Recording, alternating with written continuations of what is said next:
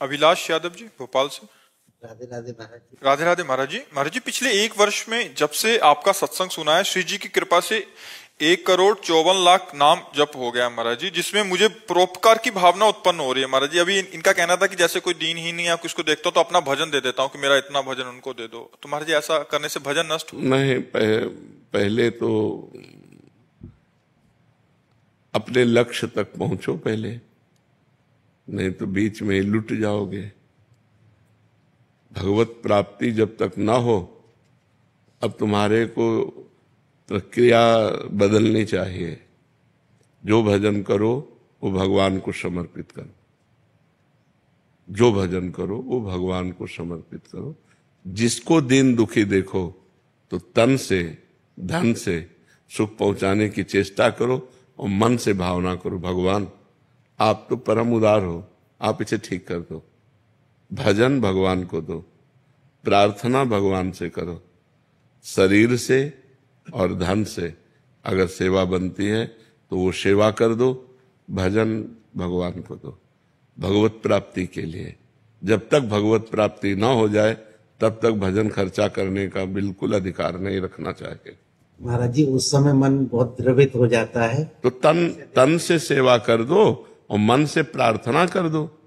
आपका भजन तो थोड़ा है ना, तो भगवान अपार करुणा सिंधु है, तो हम प्रार्थना करते हैं कि भगवान इसके कर्म को आप नष्ट कर दो, इसको सुख प्रदान करो। हे भगवान, आप इसके दुख को दूर करो। ये तो हर भक्त विनय कर सकता है। तो विनय करना, शरीर से और धन से सेवा करना, भजन को भगवान के चरणों में समर्पित करना, वो सिर्फ भगवत प्राप्ति के लिए है। हमारा जन्म साधन धाम मोक्ष कर द्वारा, हम भगवत प्राप्ति के लिए भजन करते हैं। और दूसरी बात, सब में भगवान है, सब रूपों में भगवान है। तो जब कोई दुखी हो तो देखो भगवान दुख की लीला कर रहे हैं। तो हमसे जो बन सके हम तन मन धन से सेवा कर दें, लेकिन भजन भगवान को दें। भजन का फिर उससे लक्ष्य की प्राप्ति में बाधा पड़ जाए। महाराज जी, विचार ऐसा आता है कि मैं तो और भजन कर लूंगा, लेकिन शाम तक जियोगे आपको पता है क्या? शाम तक आप जियोगे क्या? ये कोई गारंटी तो है नहीं ना।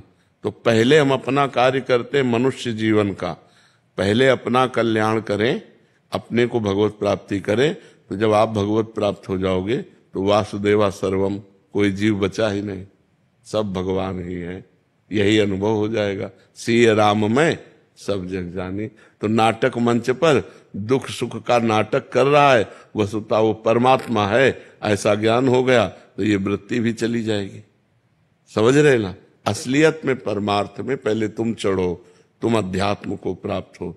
तो जब तुम्हारा चश्मा बदलेगा तो सर्वम खलमिदम ब्रह्म, सब ब्रह्म विराजमान है। तो दुख सुख का कोई खेले नहीं है। माया में दुख सुख है।